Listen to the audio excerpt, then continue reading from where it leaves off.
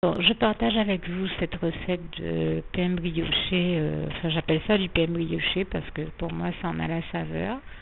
Vous l'appellerez comme vous le souhaitez, qui est une recette que j'ai vue à la base à la télévision, mais qui ne me convenait pas dans les proportions et de la manière dont elle était faite à la télévision. Donc le Saint-Esprit m'en a inspiré une autre version modifiée, mais qui a été vraiment très très bonne, pour ne pas dire succulente, et je me suis dit, ben tiens, je vais partager aussi avec vous, en plus de l'astuce que je rajoute donc sur ma page avec ce document sur la manière de cuire ce pain, et bien la recette de ce pain brioché. Et je remercie encore le Seigneur de m'avoir montré la bonne manière de procéder pour réussir à le réaliser.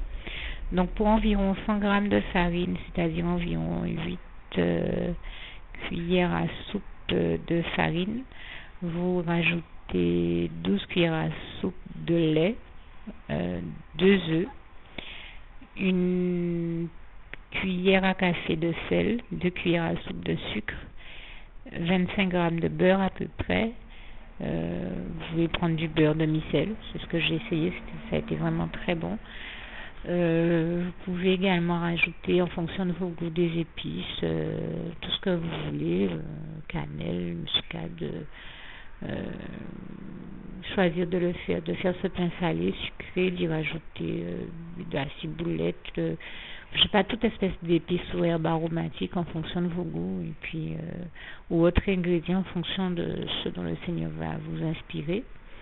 Moi, je l'ai laissé nature tel quel comme je vous en parle, mais je sais que le Seigneur m'a inspiré plein d'autres variantes de ce même pain. On peut y rajouter des fruits secs, on peut choisir de le faire avec des ingrédients salés, des ingrédients sucrés. Il est vraiment très très bon. Maintenant, si on veut qu'il lève bien, je crois que le mieux c'est encore de le faire nature. On peut y rajouter aussi du fromage ou des différents types des mélanges de fromage. Je crois que ça donne des choses intéressantes en matière de salé aussi. Du fromage, du jambon, des lardons, des noix, toute espèce d'autres éléments vous ferez en fonction de vos goûts. Et enfin, vous terminez en ajoutant de la levure que je vous conseille de déblayer dans un peu de lait chaud, dans lequel personnellement j'ai fait fondre le beurre et que j'ai mélangé donc à la farine et aux 2 œufs, voilà, je ne l'avais pas encore dit, il faut 2 œufs. Et en matière de levure, vous pouvez donc mettre, en plus de tous les ingrédients que je vous ai cités, une petite cuillère de levure, ou si vous voulez que ça gonfle raisonnablement, ou une grosse cuillère de levure, une grosse cuillère à soupe de levure, si vous voulez un pain bien gonflé. Personnellement, j'ai utilisé une grosse cuillère à soupe de levure, ça a été bien gonflé, ça a bien pris, bien gonflé, bien cuit, c'était très bon. Mais je crains que pour des personnes qui par exemple sont sensibles au niveau de l'estomac ou ont des indélicatesses à ce niveau-là, ça puisse être problématique. Moi je sais que j'ai eu mal à l'estomac, mais je pense que c'est dû au fait que je prenais des médicaments qui sont des anti-inflammatoires et qui provoquent des brûlures d'estomac. Je ne pourrais pas dire que c'était nécessairement à cause de ce pain. Dans la recette telle que je l'ai vue à la télévision, la personne elle-même disait une cuillère à soupe. Moi donc j'ai utilisé une cuillère à soupe, mais c'est vrai que je me suis dit, ayant eu des brûlures d'estomac, et c'est peut-être plus dû aux médicaments, enfin à la médication que j'ai en cours qu'autre chose, je me suis dit que la prochaine fois j'utiliserai une petite cuillère. Alors bien sûr le pain sera moins gonflé, mais tout aussi bon et certainement moins abrasif pour l'estomac. C'est dans ce sens-là que je parlais de peut-être utiliser une petite cuillère plutôt qu'une cuillère à soupe de levure en fonction de votre état de santé et de ce que le Seigneur vous inspirera de faire.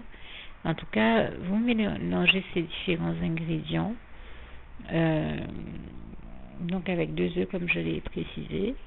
Une fois que vous obtenez un mélange homogène qui est plus liquide que ce qu'on pourrait croire, parce que j'ai même pensé à un moment que ça ne tiendrait pas si c'était trop liquide. Non, c'est quand même une pâte plus liquide que solide. Ceci dit, faites tout ce que vous pouvez pour qu'elle soit la plus solide que possible, mais Bon, dans mon cas, j'ai trouvé qu'elle était quand même plus liquide que ce que j'imaginais. Pour autant, elle a bien fonctionné. Donc, je précise qu'une fois qu'on a mélangé tous ces ingrédients, on les verse donc dans nos moules en boîte de conserve et préalablement beurré ou huilé afin de faciliter le démoulage. Enfin, je vous conseille plus de l'huile que du beurre dans ce cas-là pour le moulage et démoulage, parce que c'est vrai que le beurre aurait une tendance à noircir quand on augmente les températures du four. Donc j'ai choisi dans mon cas de passer de l'huile sur les parois des boîtes de conserve intérieures et de verser ensuite ma pâte. J'ai mis 1 heure à 150 degrés en cuisson. Vous pouvez bien sûr choisir de faire cuire vos pains moi j'ai mis 150, mais vous pouvez choisir de le faire à 180 ou même à 200. Et là, bien sûr, le temps de cuisson sera diminué. Mais comme nous le savons, tout cela est aussi fonction de... Je ne peux pas partir en vous donnant un temps qui n'est pas un temps que je n'ai pas testé. Je vous donne le mien, 150 degrés 1 heure, sachant que moi, j'ai un four et un équipement électrique. Et ne sachant pas quel équipement vous avez, attendez tout simplement que le pain soit bien levé et bien doré. Une fois qu'il est bien doré, il vous suffit d'éteindre votre four et vous verrez qu'une fois refroidi, il est très très bon, d'autant qu'on peut le consommer avec beaucoup de choses.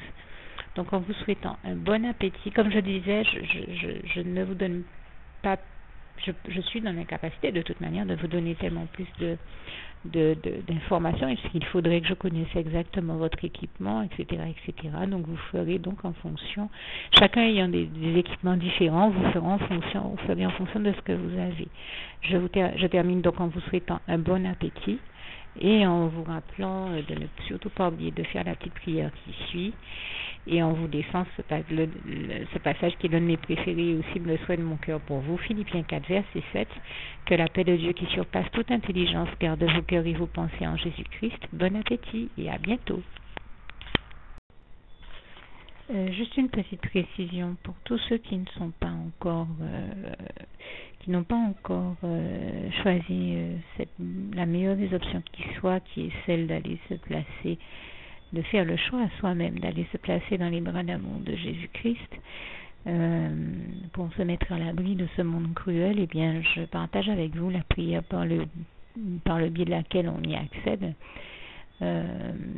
Et commence par vous rappeler également ce passage de Jean 14, verset 6, où il est écrit que Jésus-Christ est le chemin, la vérité et la vie. Nul ne vient au Père, Dieu, sans passer par le Fils Jésus-Christ, bien sûr. Je le dis à ma manière, vous regarderez comme il est textuellement écrit dans vos Bibles, là encore. Et donc, n'hésitez pas à ouvrir vos cœurs à Dieu, à Jésus, à son Saint-Esprit, à être sincère avec lui et à lui adresser la prière qui suit, à lui dire tout simplement: Éternel mon Dieu, Seigneur Jésus-Christ, moi, un tel, vous dites votre nom et votre prénom, je t'accepte aujourd'hui comme mon sauveur personnel, le seul maître et roi de ma vie. Je remets toute ma vie entre tes mains, puisqu'elle t'appartient, éternel mon Dieu, puisque tu l'as créée, cette vie. Donc tu en es donc le seul maître et propriétaire comme de tout ce qui existe dans tout l'univers. Je remets donc toute ma vie entre tes mains, je te la donne. Merci, éternel mon Dieu, aussi de permettre que cette vie que tu m'as donnée continue à être à ta gloire, et que je continue à te servir, à t'appartenir pour l'éternité, d'éternité en éternité. Merci aussi, Seigneur, de faire que je continue donc à te servir et à t'appartenir pour l'éternité, d'éternité en éternité. Et aussi, Seigneur, de m'accorder la grâce de ton pardon et de ta miséricorde pour tous les péchés que j'ai commis tout au long de ma vie, jusqu'à la date d'aujourd'hui incluse. Et c'est au nom puissant du Seigneur Jésus-Christ que j'ai fait cette prière. Et à vous tous qui avez fait cette prière, je vous dis que Dieu vous bénisse abondamment, puissamment, richement, et surtout n'hésitez pas à la partager avec tous vos proches et contacts, amis, membres de vos familles, collègues, bien-aimés, tous ceux que vous aimez, et surtout tous ceux à qui Dieu vous mettra à cœur, avec qui Dieu vous mettra à cœur de la partager.